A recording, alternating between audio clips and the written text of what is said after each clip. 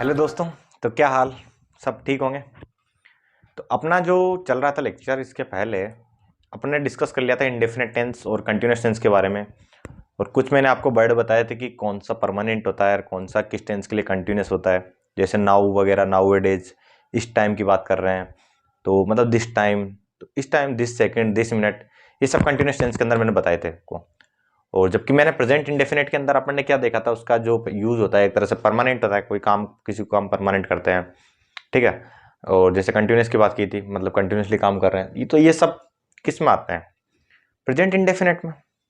बात समझे? मतलब अपन किसी काम को कंटिन्यूसली कर रहे हैं, किसी काम को परमानेंट। जैसे मैं डेली, भाई मैं डेली क्या नाम है, इतने बजे नाश्ता करता हूँ टाइम पे।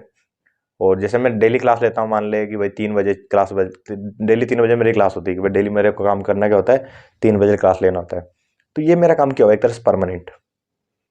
आया समझ? और कंटिन्यूस टेंस की जब मैं बात करूंगा, जैसे मैं अभी क्या कर रहा हूँ, जस्ट अभी, तो मैं अभी क्या कर रहा हूँ, मैं अभी पढ़ा रहा हूँ। तो ये क्या हुआ, अपना जस्ट अभी की बात करते हैं, तो ये होता है अपना कंटिन्यूस टेंस के अंदर आता है। क्लियर हुआ? जिस काम को अपन डेली करते हैं, डेली वो परमानेंट होता है एक तरह से। जैसा हमें स्कूल जाना होता है तो एक तरह से परमानेंट में चला गया।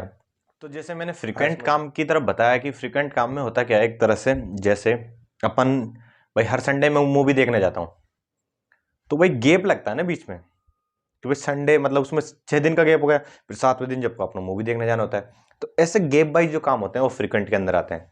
आया समझ? ठीक है भाई। अब इसके बाद में अपन आगे नेक्स्ट बढ़ाते हैं। इसके बाद में जैसे मैंने आपको बताया कंटिन्यूस टेंस के अंदर और कैसे अपन पहचानते हैं, इसके बारे में देखते हैं। थोड़ा बहुत बताता हूं मैं। प्रेजेंट इंडेफिनिट के लिए अपन ने सबसे पहले, मैंने जो पहला रूल बताया था कि सब्जेक्ट प्लस मेन वर्ब की फर्स्ट फॉर्म, मेन वर्ब की फर्स्ट फॉर्म ऐसे बनाने, पहला टेंस ऐसे बनाएंगे। दूसरा जो मैंने रूल बताया था कि subject plus is are plus verb की फर्स्ट फॉर्म के साथ आईएनजी नहीं आना चाहिए, ये बताया था मैंने। ठीक है, आएगा क्या? आएगा ये subject plus is am are verb की फर्स्ट फॉर्म तक चल सकता है। यदि इज एम आर यूज करना है तो यहां पे लिखोगे आप वर्ब की फर्स्ट फॉर्म, वर्ब की फर्स्ट फॉर्म के साथ आईएनजी नहीं लिख सकते। जैसे आई एम ए टीचर, हो गया ना, इज एम आर आ गया और यहां पर टीचर आ गया। आ गया समझ? यहां पर टीचिंग नहीं आ सकता, एक तरह से समझ में आया? तो इज एम आर के बाद टीचिंग नहीं आ सकता। क्लियर हुआ? आईएनजी नहीं लगाना आपको प्रेजेंट इंडेफिनिट टेंस के अंदर। जैसे थर्ड सेंटेंस अपन लेते हैं, सेंटेंस क्या, थर्ड रूल मैंने बताया था, इसके एग्जांपल मैंने ऑलरेडी करा दिया आपको कैसे कैसे। थर्ड रूल जो बोलता है subject plus has have verb की थर्ड फॉर्म, यहां पर ये नहीं आ सकता। मतलब कि सब्जेक्ट प्लस हैज हैव कब यूज करना है, ये सब मैंने आपको ऑलरेडी लेक्चर में ये भी अच्छे से बता दिया था आपको। फोर्थ जो मैंने रूल बताया था डू और डज वाला। क्लियर? इसके बाद अपन जैसे कंटिन्यूस टेंस बनाते हैं। कंटिन्यूस टेंस में बस कुछ नहीं, थोड़ा सा डिफरेंस होता है। जैसे यहां पर रूल क्या बताया, कंटिन्यूस टेंस में सब्जेक्ट प्लस क्या, subject plus is am are plus verb की फर्स्ट फॉर्म के साथ आईएनजी। ये आपको प्रेजेंट कंटिन्यूस टेंस के बारे में हो गया। क्या हो गया? ये तो प्रेजेंट इंडेफिनिट टेंस का, ये प्रेजेंट कंटिन्यूस टेंस का। ये सब मैंने ऑलरेडी आपको पहले स्टार्टिंग लेक्चर में आपको डिस्कस कर दिया था। क्लियर?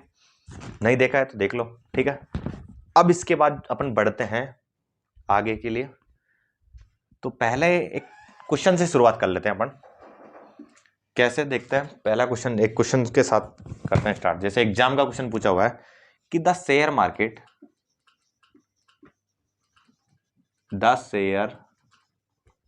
मार्केट सेलेक्टेड क्वेश्चन है, ठीक है। The share market is fluctuating, share market is fluctuating and gives the vital sign of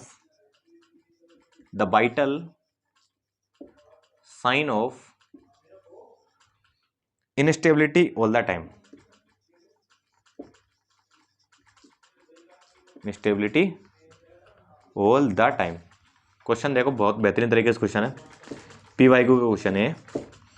ये बोल रहा है कि the share market is fluctuating and gives the vital sign of instability all the time. जो share market होता है उनमें fluctuate होता रहता है, कभी कभार बढ़ता है, कभी कभार डिक्रीज होता है, तो समझ गए होंगे इनस्टेबिलिटी आती रहती है। अब यहां पर आप देखेंगे ऑल द टाइम, पहले तो आपको ये पता होना चाहिए कि मैंने प्रेजेंट इंडेफिनिट टेंस में बताया था कि परमानेंट सेंटेंस, परमानेंट में क्या बताया था, मतलब कि ये एक तरह से ऑल द टाइम क्या डिनोट कर रहा है, मैंने यूज बताए थे ना आपको इंडेफिनिट के, तो परमानेंट काम हुआ है, कैसा हुआ, ऑल द टाइम परमानेंट हुआ। तो जब परमानेंट हुआ तो कैसा आएगा, प्रेजेंट इंडेफिनिट। और प्रेजेंट इंडेफिनिट में मैंने क्या बोला, ये मार्केट सब्जेक्ट हो गया, इज के साथ क्या नहीं आ सकता, वर्ब की फर्स्ट फॉर्म के साथ आईएनजी नहीं आ सकता, यही तो बोला मैंने कि वर्ब की फर्स्ट फॉर्म के साथ आईएनजी नहीं आ सकता। तो आप इसको कैसे लिखोगे, तो इसको लिखने का एक ही तरीका है, मार्केट तो ऐसे कैसे आ जाएगा, और फ्लक्चुएट्स, ठीक है, फर्स्ट फॉर्म आ जाएगी ओनली, मतलब सब्जेक्ट प्लस मेन वर्ब की फर्स्ट फॉर्म आ जाएगी। आया समझ, क्लियर। तो यहां पे डायरेक्ट आ जाएगा मार्केट और ओनली सिंगल फर्स्ट फॉर्म लिख देंगे फ्लक्चुएट्स। तो इसके बाद मुझे लगता है कि ये क्लियर हो गया होगा आपको। यहां पर ईएस और एस का ये कंसेप्ट, इसको मैं आपको बताऊंगा कि कब ईएस लगाना है। आप फ्लक्चुएट लिख सकते हो, ऐसा फर्स्ट फॉर्म लिख दी, अब मैं यहां पर ईएस और एस लगाता हूं, तो ईएस एस का ये कंसेप्ट होता है कि यहां पर यदि ये सिंगुलर है तो आप एस या ईएस लगा सकते हो। इसके बारे में थोड़ा सा मैं डिटेल बताऊंगा आपको, जैसे कि भाई ईएस एस कैसे लग जाता है, फर्स्ट फॉर्म तो लिख दिया आपने, ठीक है, ये प्रेजेंट इंडेफिनिट बना दिया क्योंकि परमानेंट सेंटेंस था, तो इसलिए मैंने इसको प्रेजेंट इंडेफिनिट बनाने के लिए मार्केट और यहाँ पे वर्ब की फर्स्ट फॉर्म फ्लक्चुएट्स, क्लियर हुआ। अब ईएस आ रहा है वहां पे, अब ईएस एस का कंसेप्ट देख लो एक बार। मैंने आपको बताया था हमेशा आई बी यू दे, याद करो मैंने कुछ बताया था आपको, first person, second person, third person, याद है। उसमें मैंने बोला था third person he see it ना, ही सी और किसी का नाम बताया था मैंने, राम वगैरह, ही सी इट राम वगैरह, ये सब मैंने क्या बताया था आपको, थर्ड पर्सन में बताया। आया समझ। इन सब के साथ तो आपको इसमें वर्ब की फर्स्ट फॉर्म के साथ ना तो एस ना ईएस लगेगा, कुछ नहीं लगेगा, सिंगल ओनली, जैसे प्ले, तो प्ले का प्ले रहेगा, चाहे पीछे सिंगुलर हो चाहे प्लूरल हो, सब्जेक्ट अपना यहां पर चेंज होता है, प्ले का क्या लग जाएगा, प्लेस, प्लेस, क्लियर हो गया भाई। ही सी इट राम, इन सब के साथ क्या होगा, प्लेस। और जैसे एक और जैसे यहां पर डू और डज के बारे में देख लेते हैं, इसको मिटा दिया। अब इसमें क्या है, डू और डज के बारे में, जैसे डू और डज के केस में भी ध्यान रखना, सिंगल वर्ब की फर्स्ट फॉर्म लगेगी, क्या, वर्ब की फर्स्ट फॉर्म। जैसे प्ले का क्या रहेगा, प्ले ही रहेगा, प्लेस नहीं होगा, क्लियर। इसके बाद जैसे डू और डज के साथ अपन कैन, कुड, इन मॉडल्स के साथ भी आपका क्या रहेगा,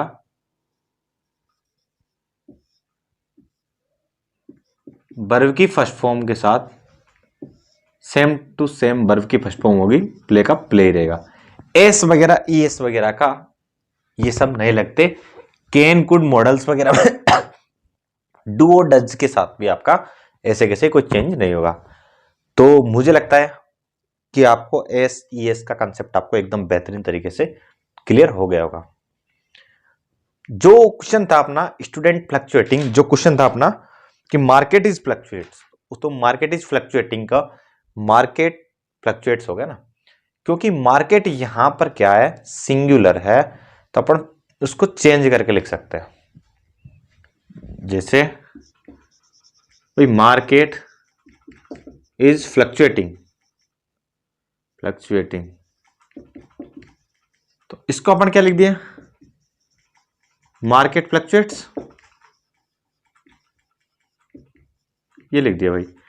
यहां पर क्या हुआ, मार्केट अपना क्या है, मार्केट अपना यहां पर सिंगुलर है, मतलब इधर का सिंगुलर रहे तब तो अपन को क्या कर देना है, उसको चेंज कर देना है। यदि ये उल्टा होता, जैसे स्टूडेंट्स प्ले, और यदि स्टूडेंट प्ले,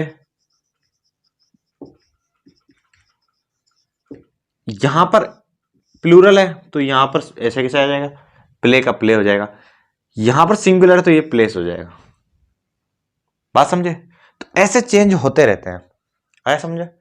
तो मतलब ध्यान क्या रखना है, ही सी इट और ऐसे राम वगैरह नाम वगैरह ले दिए ना, तो उस चीज में अपन को ये ध्यान रखना है, उसके केस में भी चेंज होता है। और बाकी का ये ध्यान रखना है कि इधर सिंगुलर है तो उधर चेंज कर देना है।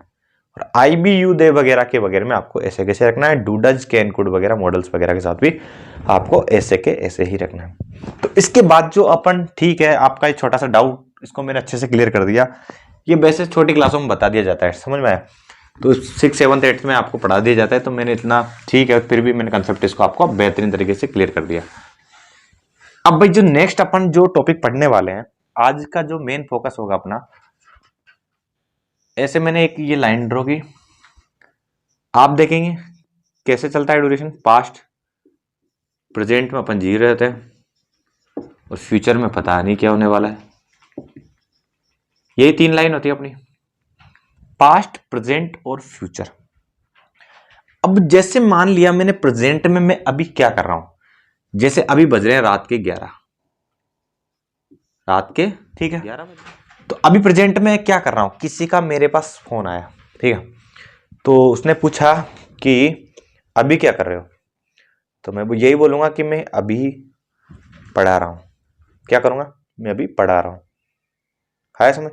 और यदि मैं उसको ऐसे बोलूं कि भाई मैंने स्टार्ट किया था पढ़ाना आपको 10:15 पे और मेरे को गए 45 मिनट, 45 मिनट, ठीक है, तो मैं ऐसे ही बोल सकता हूं कि मैं 40 मिनट से पढ़ा रहा हूं। तो 40 मिनट से पढ़ाने का मतलब 40 मिनट अपना क्या हो गया, कंप्लीट हो गया ना। और कंप्लीट को अपन क्या बोल देते हैं, परफेक्ट।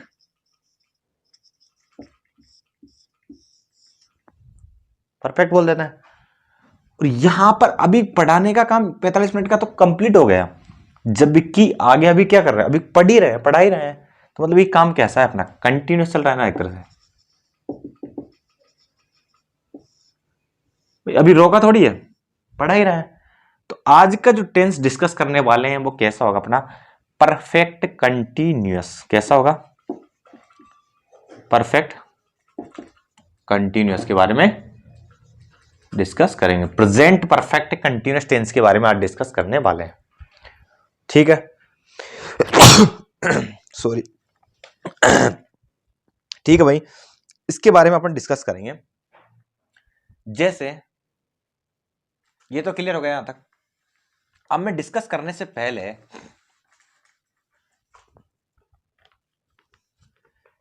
मैंने यहां पर ले लिया, ठीक है, अब मैं कुछ बातें लेके चल रहा हूं। जैसे मैं बोल रहा हूं कि मैं आईबीपीएस एएफओ की प्रिपरेशन कर रहा हूं 4 महीने से, तो 4 महीने से तैयारी कर रहा हूं, तो 4 महीने का काम मेरा क्या हो गया, कंप्लीट हो गया। और अभी भी क्या है, प्रिपरेशन जारी है, प्रिपरेशन जारी है। जैसे मैंने बोला कि जैसे मैं पढ़ा रहा हूं, तो मतलब मेरा मतलब कि 3 महीने, मतलब कि पिछले 45 मिनट से पढ़ा रहा हूँ, तो 45 मिनट तो मेरा कंप्लीट हो गया और मैं पढ़ा ही रहा हूँ अभी। तो कहने का मतलब कुछ काम ऐसे होते हैं जिसमें ड्यूरेशन होती है। ड्यूरेशन जैसे अपने किसी भी एग्जाम की प्रिपरेशन करते हैं तो काम जल्दी खत्म नहीं होते, उनमें क्या होता है, ड्यूरेशन चली रहती है, मतलब कि कंटिन्यू टाइम लगता ही है, मतलब वो कंटिन्यू चलता रहता है। आया समझ? जैसे और भी अपन एग्जाम्पल ले सकते हैं, जैसे किसी भी तैयारी वगैरह करते हैं ना, तो इसके लिए क्या होता है, ड्यूरेशन। और कुछ काम ऐसे होते हैं जिनको लेकर ड्यूरेशन नहीं होती। वो कैसे, जैसे मैंने पूछा कि क्या तुम उसे प्यार करते हो, मैंने क्वेश्चन पूछा सामने वाले से कि क्या तुम उसे प्यार करते हो, सामने वाला क्या जवाब देगा, यस या नो, यही जवाब देगा ना, या तो यस या नो। ऐसे थोड़ी ना बोलेगा कि हाँ हाँ 50% तो डाउनलोडिंग में, अभी कंप्लीट नहीं हुआ, 50% डाउनलोडिंग में। आया समझ? तो ऐसे तो नहीं बोलेगा, या तो यस का या नो का जवाब देगा। तो इसमें ड्यूरेशन नहीं लगी ना, मतलब कुछ काम ऐसे जिनको ड्यूरेशन नहीं लगती, मतलब कि तुरंत जवाब देना होता है, ऐसे नहीं लॉन्ग टाइम तक वो कंटिन्यू चलता रहता है। भाई जैसे प्रिपरेशन कर रहे हैं तो अभी कर रहा है प्रिपरेशन, वो तो लंबा टाइम तक चलेगा, वो खत्म थोड़ी होगा अभी जस्ट। ये मेरा जो क्वेश्चन था आपसे कि क्या तुम उसे प्यार करते हो, तो उसे प्यार करते हो, तो ये तो यस और नो का आंसर था। जैसे मैंने कुछ और लिया, जैसे मैंने लिख दिया यहां पर ए फॉर एप्पल, क्या ये दिख रहा है? क्या ये दिख रहा है? तो आप तो ये या तो यस बोलोगे या नो बोलोगे, यही काम बोलोगे। जैसे मैंने ले लिया कि फील करते हैं ना, पर जैसे किसी भी करंट को, जैसे मैंने आपसे पूछा कि किसी भी सॉकेट में मतलब अपना अंगूठा दे दिया इलेक्ट्रिक सॉकेट में, तो क्या मैं यही पूछोगे कि क्या आपको करंट लगा? तो आप बोलोगे यस या नो, ऐसे ऐसे तो ना बोलोगे हाँ हाँ लग रहा है, महसूस हो रहा है, ऐसे मतलब कि उसको काम को मतलब ड्यूरेशन नहीं होती, तुरंत जवाब देना था। कुछ काम ऐसे होते हैं जो मतलब कि उनका ड्यूरेशन नहीं होता, वो काम तुरंत ही होते हैं। जैसे फील वगैरह जो भी ऐसे ऐसे कुछ वर्ड होते हैं, तो उनके बारे में अपना क्या होता है, ड्यूरेशन नहीं लगता। अब वो बर्ड की, अब मैं एक थोड़ा सा मैं आपको बताता हूँ कौन कौन से बर्ड हैं, तो उनके बारे में आपको समझ में आ जाएगा। जैसे पहला बर्ड में लिखता हूं नाउ, जिसके बाद लिखता हूं बिलोंग, सी किसी भी चीज को देखना, किसी को चीज दिख रहा है नहीं दिख रहा, यस नो में आंसर होगा। नाउ क्या तुम उसे जानते हो, तो यस या नो में, मतलब ये थोड़ी है कि जानना एक लंबी प्रोसेस है, उसका ड्यूरेशन होगा कंटिन्यू, की जाना नहीं, हाँ तो जान गए तो तुरंत यस या नो में जवाब दोगे। बिलोंग, सी, और जहां पे फील, लव, लव के साथ साथ जिसके बाद हेट, डिसलाइक, है समझ, जिसके बाद लुक, सीन, अडोर, एडोर, और इसके बाद एपियर। एडोर का मतलब होता है प्यार करना, या इसको अपन बोल सकते हैं किसी को पसंद करना, ठीक है। तो ये अडोर का मतलब होता है। क्लियर? तो इन कामों आपको लग रहा होगा कि एक तरह से इनमें कोई ड्यूरेशन नहीं पाई जाती, मतलब किसी भी काम करने को लेके मतलब इनमें ड्यूरेशन नहीं होती। बात समझे? जैसे मैंने एग्जांपल दिया था कि एग्जाम की प्रिपरेशन कर रहा है, वो कर रहा है 3 साल से प्रिपरेशन कर रहा है, वो अभी भी जारी है, रुका नहीं, मतलब अभी भी चल रहा है कंटिन्यू। इन सब में ये नहीं पाया जाता। तो आपको एक कंसेप्ट ध्यान रखना है, जिन काम में ड्यूरेशन नहीं होता है, ड्यूरेशन नहीं पाया जाता, ऐसे वर्ड को एक किस में आते हैं, स्टेट वर्ब के अंदर आते हैं। ये बात मैं समझाना चाह रहा हूं, ऐसे वर्ड को किस में बोलते हैं, स्टेट वर्ब में। और हमेशा ये सब काम किस में होंगे, स्टेट वर्ब में। ये बुक्स में तो डायरेक्ट लिखा होता है कि इन वर्ड, ये सब वर्ड आने पर आपको क्या करना है, मैं बताऊंगा। आपको ध्यान नहीं रखना है, स्टेट वर्ब वाला जो भी शब्द आएगा सेंटेंस के अंदर, कौन से सेंटेंस में, कंटिन्यूस, मतलब कि कंटिन्यूस टेंस के अंदर स्टेट वर्ब, जो स्टेट वर्ब वाला जो ये शब्द दिखेंगे, तो ये कंटिन्यूस टेंस के अंदर इंक्लूड नहीं होता। बात समझे? तो मतलब कि यहां पर जो भी इनको मतलब कंटिन्यूस टेंस में नहीं लिखा जाता, ऐसा समझ में? तो ये जितने भी वर्ड लिखे मैंने, ये सब क्या डिनोट करते हैं, स्टेट वर्ब को डिनोट करते हैं। इनमें ड्यूरेशन नहीं पाया जाता, तो इसलिए इनको कंटिन्यूस टेंस में ऐड नहीं किया जा सकता। आया समझ में? जैसे एग्जाम्पल के थ्रू देखते हैं अपन, ये आपको ऐसे एग्जाम्पल से क्लियर होगा कि कैसे क्या कहना चाहते हैं। यहां पर मैं इसको मिटा देता हूं एक बार थोड़ा। जैसे मैंने एग्जाम्पल लिखा, एग्जाम्पल में सबसे पहला मैंने लिखा I M disliking the taste of this medicine। ये मैंने क्वेश्चन लिखा, I am disliking the taste of the medicine. आया समझ? तो यहां पर आप देखेंगे कि डिसलाइकिंग ये कैसा है, स्टेट वर्ब। क्या स्टेट वर्ब? मुझे ये बताओ सबसे पहले कि ये जो सेंटेंस है ये किस टेंस का है। तो आप तुरंत मुझे ये बताओगे कि यार यहाँ पर लगा है सब्जेक्ट के बाद, ये सब्जेक्ट हो गया और यहाँ पे ईजेएमआर में एम लगा हुआ है और डिसलाइकिंग मतलब कि वर्ब की फर्स्ट फॉर्म के साथ आईएनजी। तो वर्ब की फर्स्ट फॉर्म के साथ जब आईएनजी लगा होता है तो वो कौन सा सेंटेंस होगा? कंटिन्यूअस। कंटिन्यूअस टेंस है इसका मतलब। अब मैंने क्या बोला था कि स्टेट वर्ब में मतलब कंटिन्यूअस टेंस के अंदर स्टेट वर्ब इंक्लूड नहीं होता। स्टेट वर्ब देखो यहाँ पे क्या है, डिसलाइकिंग, तो ये कंटिन्यूअस टेंस के अंदर नहीं आता। कहने का मतलब आपको क्या करना पड़ेगा, इसको चेंज करना पड़ेगा कंटिन्यूअस टेंस से दूसरे टेंस में, इंडेफिनिट वाले में। कैसे चेंज करोगे? तो आप लिखोगे सब्जेक्ट प्लस मेन वर्ब की फर्स्ट फॉर्म। कैसे? यहां पर आई के साथ इसको लिख दोगे आप चेंज करके, आई डिसलाइक। क्या लिखोगे? I dislike. Am plus disliking, am plus verb की फर्स्ट फॉर्म के साथ आईएनजी आ जाता है, इजेएमआर या आईएनजी आ गया ना इसके साथ। जैसे कंटीन्यूअस टेंस की पहचान क्या होती है पता है ना आपको? इज एम आर और वर्ब की फर्स्ट फॉर्म के साथ आईएनजी आ रहा है, तो ये क्या है, एक तरह से कंटीन्यूअस टेंस हो गया। तो यहाँ पर ये हट जाएगा इज एम आर वाला, वर्ब की फर्स्ट फॉर्म के साथ आईएनजी। और इंडेफिनेट का जो अपना बनाने का तरीका क्या है, सब्जेक्ट प्लस मेन वर्ब की फर्स्ट फॉर्म। तो ये बना दिया आई डिसलाइक। चाहे टेंस कंटिन्यूअस हो बट स्टेट वर्ब आने पर कंटिन्यूअस टेंस के अंदर इंक्लूड नहीं होता है स्टेट वर्ब। क्लियर? इनको कंटिन्यूअस टेंस में लिखा नहीं जाता। क्लियर हो गया ना? ऐसे तो फिर ये सेंटेंस रॉन्ग हो जाएगा। तो आपको सही कैसे लिखना है, I dislike the taste of this medicine. नहीं समझ में आया? तो एक और एग्जांपल ले लेते हैं। जैसे ये एग्जाम में के आए हो क्वेश्चन है ये वाला, कौन सा जो मैं लिख रहा हूं कि all the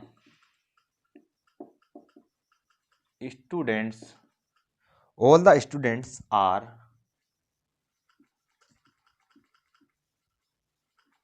appearing good in these neat and clean, ऐसे करो इसको, टाइडी क्लॉथ लिख लो, टाइडी क्लॉथ्स। ये सेंटेंस है, दिख रहा है अच्छे से? ठीक है। तो यहां पर आप देखेंगे क्या लिखा हुआ है, पहले तो अच्छे से समझो कौन सा टेंस का सेंटेंस है, पहले तो ये पकड़ना आना चाहिए आपको। पहचान गए? सब्जेक्ट प्लस इजेएमआर लगाए, आर लगाए और वर्ब की फर्स्ट फॉर्म के साथ आईएनजी लगाया, तो टेंस कौन सा होगा? कंटिन्यूअस। ये बात तो क्लियर हो गया। मैंने क्या बोला, अब यहां पे इस वर्ड को पकड़ो, ये क्या है, स्टेट वर्ब। और मैंने क्या बोला, स्टेट वर्ब आने से सेंटेंस गलत हो जाता है, ये ऐसा नहीं लिखा जाएगा। ये सेंटेंस ऐसे तो स्टेट वर्ब आ गई ना, आपने पकड़ लिया स्टेट वर्ब है इसमें, ऐसे तो ये सेंटेंस रॉन्ग हो गया। इसको सही करने के लिए हम क्या करेंगे, सब्जेक्ट प्लस वही मेन वर्ब लिखेंगे। तो यहां पर क्या हो जाएगा, सब्जेक्ट स्टूडेंट्स और अपीयर फर्स्ट फॉर्म। क्लियर हुआ? और एस यहाँ पे ऑलरेडी है तो इसलिए अपीयर्स कुछ नहीं लगेगा आगे, ओनली अपीयर। क्लियर? एकदम कंसेप्ट एकदम। तो सेंटेंस क्या हो जाएगा, all the students appear good in these neat and tidy clothes. मतलब कहने का मतलब ये है कि सभी स्टूडेंट्स अच्छे लगते हैं किसमें, कब, जब अच्छे कपड़े वपड़े पहने हुए। क्लियर हुआ?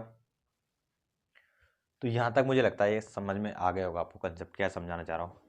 तो आपको ध्यान ही रखना है जब भी स्टेट वर्ब आए तो सेंटेंस को चेंज करना है, प्रेजेंट इंडेफिनिट में चेंज कर देना है जैसे इसकी मतलब कि सब्जेक्ट प्लस उसकी मेन वर्ब की फर्स्ट फॉर्म लिखना है। तो ये छोटी सी बात ध्यान रखनी है आपको, जब भी स्टेट वर्ब आए तो आपको बिल्कुल चेंज कर देना है। चाहे सेंटेंस कौन सा होना चाहिए, वो कंटिन्यूस का दिखना चाहिए। कंटिन्यूस टेंस के अंदर स्टेट वर्ब नहीं आता। ठीक है, क्योंकि यहाँ पर ड्यूरेशन प्रेजेंट नहीं है तो इसलिए इसको कंटिन्यूस टेंस में नहीं लिखा जा सकता। बात समझे? तो इसका मतलब ये दोनों कंसेप्ट आपको क्लियर हो गए होंगे एकदम अच्छे से। इसके बाद जो अपना टॉपिक डिस्कस करते हैं,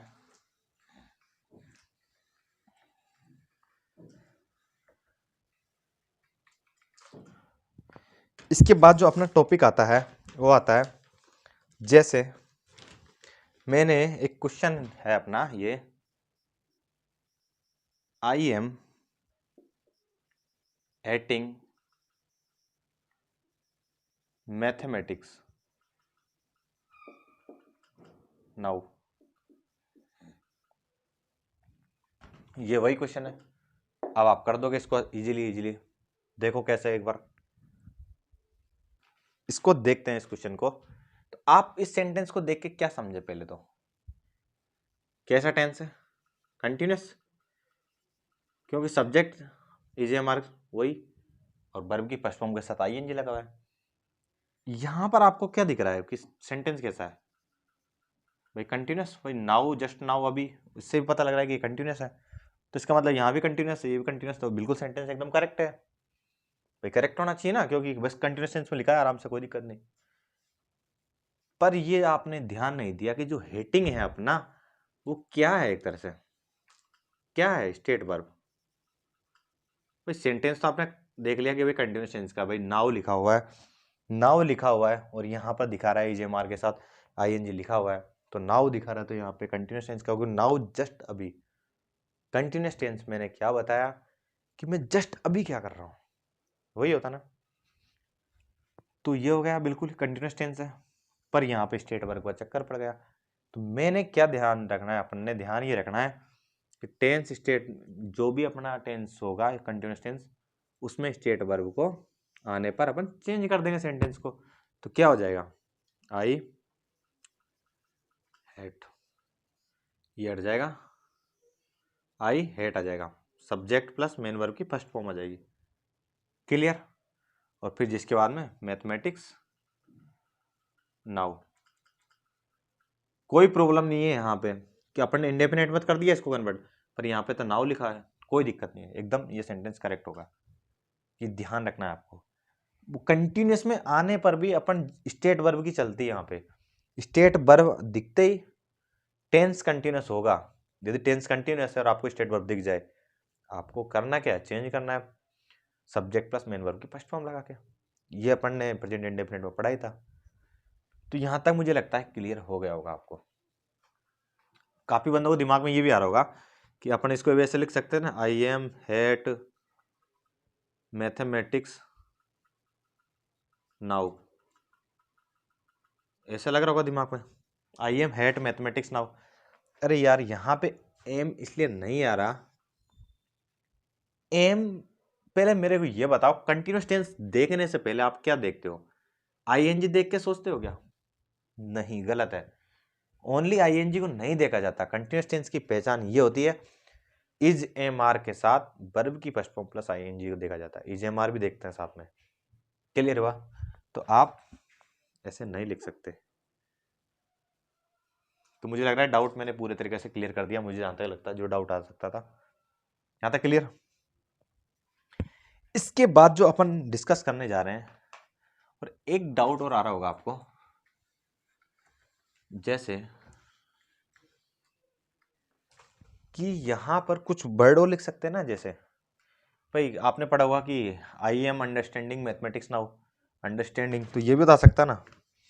जैसे कुछ वर्ड और लिख देता हूं मैं, अंडरस्टैंडिंग, लुकिंग,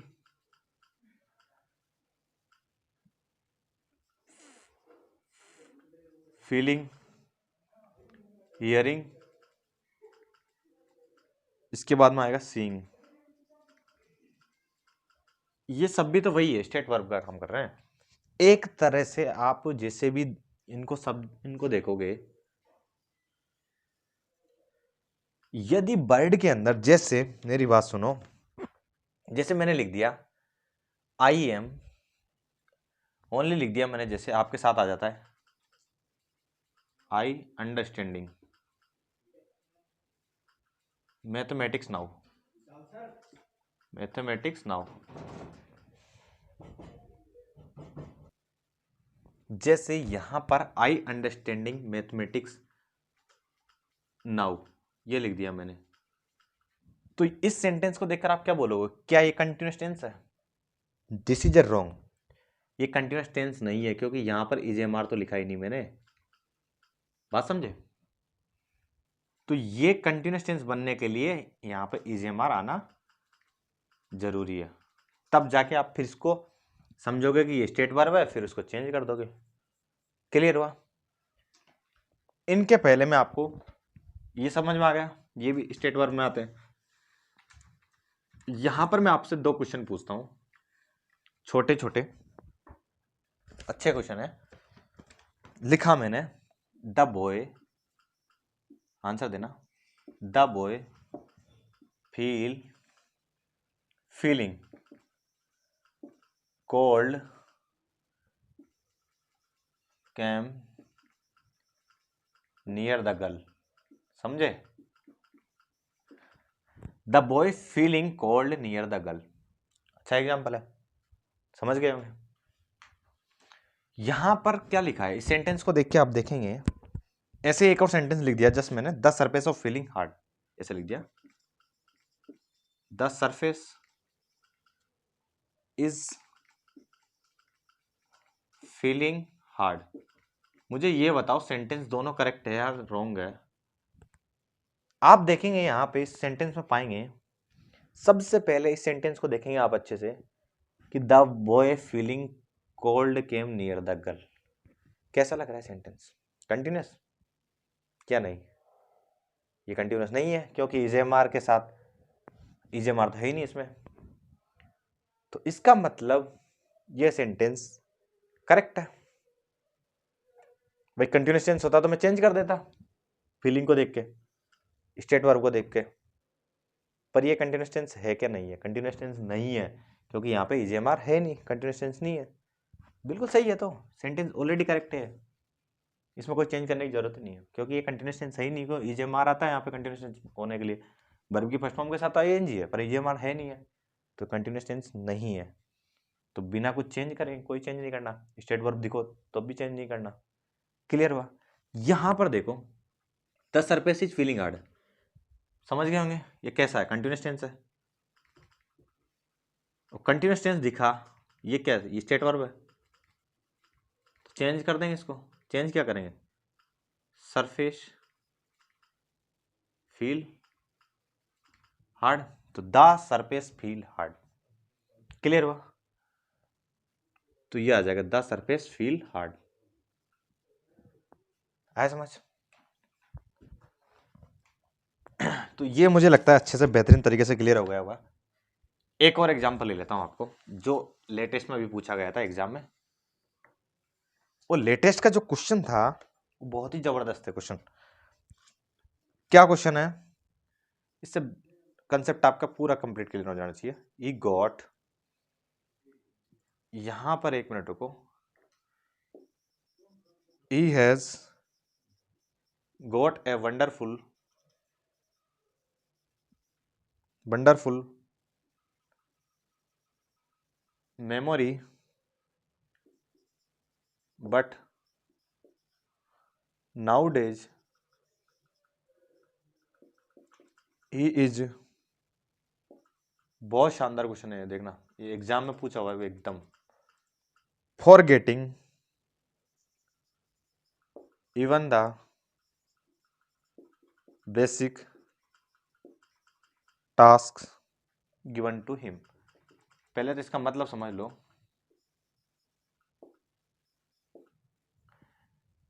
इसका मतलब ऐसे है कि he has a got a wonderful memory but nowadays he is forgetting even the basic task given to him। कहने का मतलब एक बंदा होता है, आप किसी को देख के बोलते हो कि यार इसकी बहुत अच्छी मेमोरी है, बहुत वंडरफुल मेमोरी है, और उससे कभी कभार क्या होता है कि जनरल क्वेश्चन पूछ लेता है ना तो नहीं आता, कभी कभार बेसिक क्वेश्चन नहीं आ पाता तो नहीं आ पाता, उसमें क्या बात है। तो आप उसके बारे में ये बोलते हो उसकी मेमोरी तो बहुत अच्छी है, पर इससे जो मतलब बेसिक क्वेश्चन नहीं आया, कैसे कैसे पता नहीं, उसको भूल गया, मतलब कैसे भी करके, यही होता है का। तो यहाँ पर एक क्वेश्चन ये बोल रहा है he got a wonderful memory nowadays he is forgetting even the basic task given to him. तो भूल गया, नहीं आया उससे, जो भी क्वेश्चन नहीं आया ये समझ लो। तो यहाँ पर अपन को हिंदी से मतलब नहीं, यहाँ पर जो मेन मतलब है इस कंसेप्ट को यहाँ पर देखेंगे। नाउअडेज सेंटेंस कौन सा होगा, कंटिन्यूस। यहाँ तक तो दिमाग में क्लियर हो गया, यहाँ से पता लग गया ही इज फॉरगेटिंग, ईजीएमआर के साथ वही फर्स्ट वर्ब भी फर्स्ट फॉर्म के साथ आएंगे, ये भी कंटिन्यूएशन है। यहाँ पर आपने इसको फील किया होगा, फॉरगेटिंग भूल गया, तो ये क्या है अपनी स्टेट वर्ब, पहचाना है, मतलब स्टेट वर्ब कैसे, इसमें ड्यूरेशन नहीं है। भूलना मतलब ठीक है यार, भूल गया जस्ट जस्ट, ये थोड़ी कोई ड्यूरेशन थोड़ी उसकी कि यार कि हाँ उसको मतलब काम को कंटिन्यू करना है, कोई ड्यूरेशन नहीं है। बात समझे कि खत्म नहीं होगा, भूल गया उस टाइम, जस्ट तो उसकी बात कर रहा है। स्टेट वर्ब है तो आप क्या करोगे, जस्ट क्या करोगे, इसको चेंज कर दोगे, ही फॉरगेट की जगह फॉरगेट्स। अब ये बात समझ में आ जानी चाहिए कि यहाँ पे एस क्यों लगा।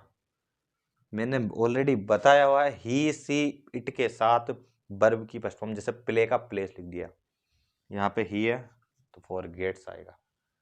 क्लियर हुआ, तो बिल्कुल एकदम करेक्ट हो गया। तो he has a got wonderful memory but nowadays he forgets even the basic task given to him, तब जाके ये सेंटेंस करेक्ट होगा, क्योंकि कंटिन्यूस है, स्टेट वर्ब को अपन ने चेंज कर दिया। समझ में आ गया होगा। तो इसके बाद जो अपन कंसेप्ट देखते हैं, कुछ मजेदार एक कहानी देखते हैं इन सबको मिटा के। कहानी क्या है हम ऑलरेडी पढ़ चुके हैं, कहानी मैंने ऑलरेडी वैसे डिस्कस कर दी है। कहानी क्या है कि यहां पर मैंने आपको बताया था कि 45 मिनट का काम क्या हो गया, उसका कंप्लीट हो गया। तो कैसा काम, कंप्लीट होने को क्या बोलते हैं, परफेक्ट। और अभी मतलब 45 मिनट का काम, मतलब 45 मिनट से पढ़ा रहा है, तो 45 मिनट वाला काम तो क्या हो, कंप्लीट हो गया, तो मतलब परफेक्ट हो गया। कंप्लीट को परफेक्ट किस बोलते हैं, ये तो मैंने ऑलरेडी बताया वो आपको। अब भी फिर अभी के बंद थोड़ी ना किया, वो कंटिन्यू है, वही पढ़ा रहा था, कंटिन्यू है, तो काम कैसा कंटिन्यूस है, तो टेंस कौन सा बोल देंगे, परफेक्ट कंटिन्यूस। बात समझे। अब इसको पहचानने का क्या तरीका, कि कैसे आप कि कैसे सेंटेंस को देख के कैसे पहचानोगे कि ये सेंटेंस परफेक्ट कंटिन्यूस का है। एग्जाम्पल देके बताता हूं मैं। जैसे मैंने बोला कि मैं 3 इयर्स से मार्केटिंग कर रहा हूं। क्या कर रहा हूं, मार्केटिंग कर रहा हूं। तो मेरा 3 इयर्स का तो काम क्या हो गया, कंप्लीट हो गया। अभी भी क्या कर रहा है मार्केटिंग। आया समझ। तो अपन इसको एग्जाम्पल के थ्रू, जैसे एग्जाम में कैसे पूछते हैं इसके बारे में मैं बता देता हूं आपको। भाई इसके बारे में मैं आपको बता देता हूं कि एग्जाम में कैसे पूछते हैं इसको। आपने क्या देखा कि एक एग्जाम्पल ले लेते हैं, ठीक है, तभी समझ में आएगा ये। जैसे मैंने लिखा कि Ramesh is working,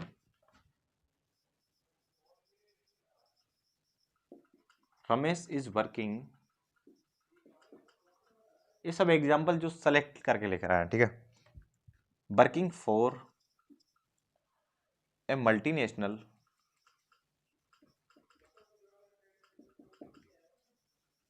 multinational company for 3 year.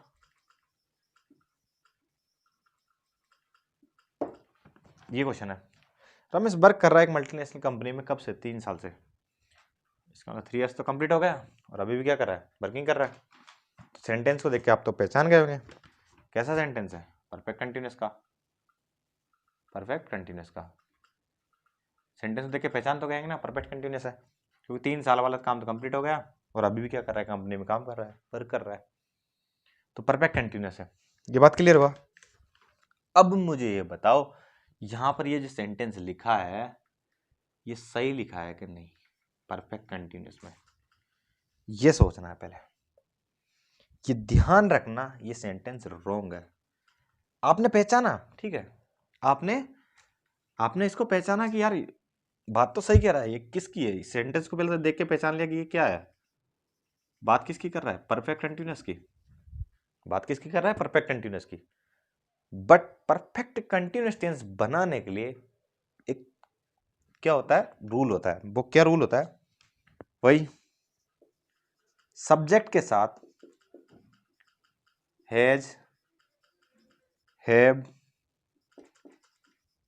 Been plus verb की फर्स्ट फॉर्म के साथ क्या लगाना है, आईएनजी।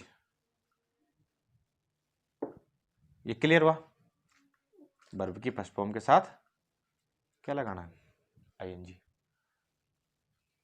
अब पहले तो ये पता होना चाहिए है जाएगा है आएगा, ये तो यही डाउट हो गया कि यार है जाएगा है आएगा। तो याद करो मैंने एक बात बोली थी सेकंड या थर्ड लेक्चर में कि थर्ड पर्सन सिंगुलर की बात करी थी, थर्ड पर्सन सिंगुलर की बात करी थी, जिसमें कौन कौन आया था, ही सी इट राम, मतलब राम मतलब किसी का नाम, ही सी इट राम वगैरह के साथ हमेशा क्या आएगा, हैज। बाकी सबके साथ हैव। क्लियर होगा दिमाग से भाई, किसके साथ, थर्ड पर्सन, मैंने बोला था थर्ड पर्सन सिंगुलर के साथ क्या आएगा, ही सी इट और एक राम। ये मैंने बता दिया था आपको कि इनके साथ क्या आएगा, हैज आएगा, बाकी जितने भी आई बी यू दे जो जितने भी है उनके साथ हैव आएगा। तो यहाँ पर आपका सेंटेंस बनाने का तरीका सही हो गया, समझ में आ गया। तो अब इस सेंटेंस को अपन क्या करेंगे, करेक्ट कैसे लिखेंगे ये सोचो। तो करेक्ट यहाँ पे कैसे करेंगे, देखो रमेश तो सब्जेक्ट हो गया, ठीक है, हैज आएगा हैव आएगा, नाम हो गया ना, मैंने राम मतलब किसी नाम रमेश लिखा हुआ है, तो यहाँ पर क्या आएगा, हैज आएगा, ठीक है भाई। फिर बीन, ठीक है भाई, वर्ब की फर्स्ट फॉर्म के साथ आईएनजी लगा हुआ है, मतलब यहाँ पर इज हट जाएगा, Ram has been working for a multinational company for 3 years। Concept clear, अब जाके सेंटेंस करेक्ट हुआ आपका, ये इज वाला फंडा रोंग था। क्लियर हुआ, तो Ramesh has been working for multinational company for 3 years। एक बार देख लो, ये बेसिक रूल है, इंपॉर्टेंट है। क्लियर है, ठीक है, आपको ये समझ में आ गया। इसमें एक छोटा सा कंसेप्ट बताता हूं, बहुत ही मजेदार कंसेप्ट है। एक और सेंटेंस लिखते हैं जिसमें आपको सीखने का मिलेगा, जो आपने कभी देखा होगा, पढ़ा होगा, कि आपने देखा होगा कि यार एक चीज लिखा होता है क्या, I have been teaching for 50 minutes। समझे, I have been teaching for 50 minutes। ये काम क्या हो गया, ये क्या दिखा रहा है, 50 मिनट से वो क्या कर रहा है, टीचिंग पढ़ा रहा है। तो ये काम कैसा हो गया अपना, ड्यूरेशन वाला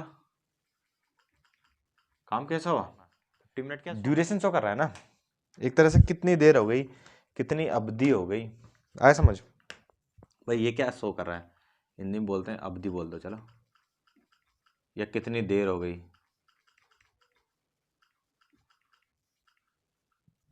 बात समझे। इसी जगह को, इसी सेंटेंस को मैं एक और लिखता हूं, I have been teaching since, जैसे मैंने लिखा 10:15 PM। ये क्या लिखा मैंने? ये एक तरह से ये तो ड्यूरेशन हो गई, 50 मिनट से पढ़ा रहा है, ठीक है। ये मैंने क्या लिख दिया? Start time. क्या लिख दिया मैंने? Start time. क्लियर हुआ? ये मैंने क्या लिख दिया? स्टार्ट टाइम लिख दिया। तो आपको ध्यान ये रखना है, यहां पर क्या लिखा हुआ? सिंस लगा हुआ है। सिंस हमेशा स्टार्ट टाइम, मैंने कब से स्टार्ट किया है पढ़ाना, कब से स्टार्ट किया है? 10:15 से। सिंस उसके साथ आएगा, स्टार्ट टाइम के साथ सिंस आएगा। फोर कब आएगा? किसी ड्यूरेशन को रिप्रेजेंट कर रहे हैं कि हाँ भाई 50 मिनट से पढ़ा रहा है। जस्ट स्टार्टिंग का अपना टाइम बताता है कि मैंने इतने बजे से स्टार्ट किया है। कितने बजे? 10:15 से। उसके साथ सिंस लगाना है। और जो आप बता रहे हैं कि मैं 3 साल से प्रिपरेशन कर रहा हूं, तो ड्यूरेशन हो गई ना, उसके लिए 4 लगा देगा। हाँ, वो बताता है कि मैंने इतने तारीख से स्टार्ट किया, मतलब इसे जस्ट स्टार्टिंग का बताता है, फर्स्ट देखा जब से स्टार्ट किया उसने, ये स्टार्टिंग टाइम शो कर दिया। तो आपको ध्यान रखना, सिंस लगाना है। क्लियर हो गया? जाते जाते एक शानदार एक क्वेश्चन कर लेते हैं, जिससे आपके दिमाग के पूरे कॉन्सेप्ट क्लियर हो जाए। किसके? परफेक्ट कंटिन्यूअस टेंस के। इसको मिटा देता हूँ, ठीक है, ताकि क्वेश्चन बहुत अच्छा है। लास्ट में जाते जाते देखो, एक क्वेश्चन लिखता हूं मैं, मजेदार क्वेश्चन होने वाला है, ठीक है। Since many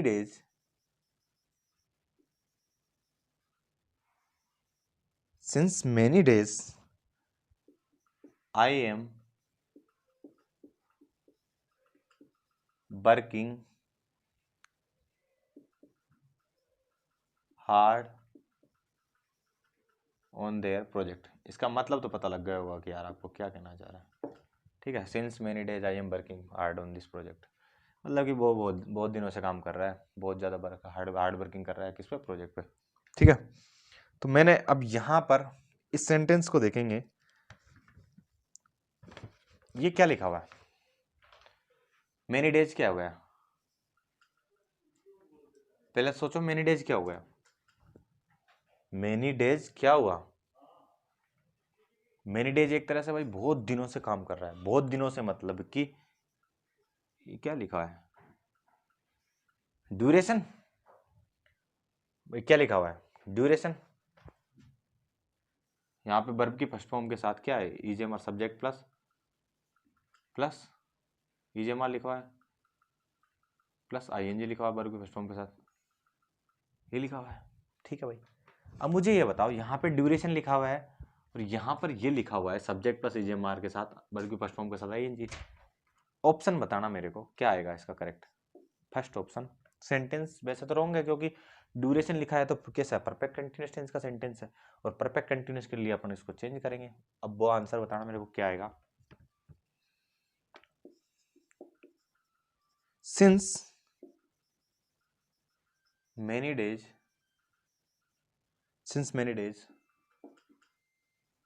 I have been working hard, ठीक है। सेकंड जो सेंटेंस बोलता है,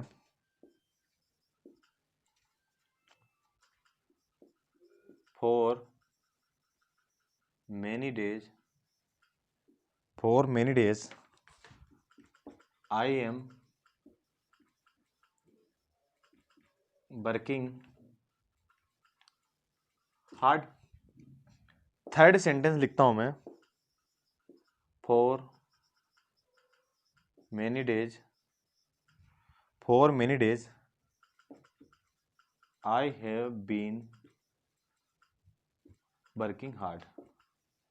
ये 3 सेंटेंस मैंने लिख के लेकर आया हूं आपके लिए।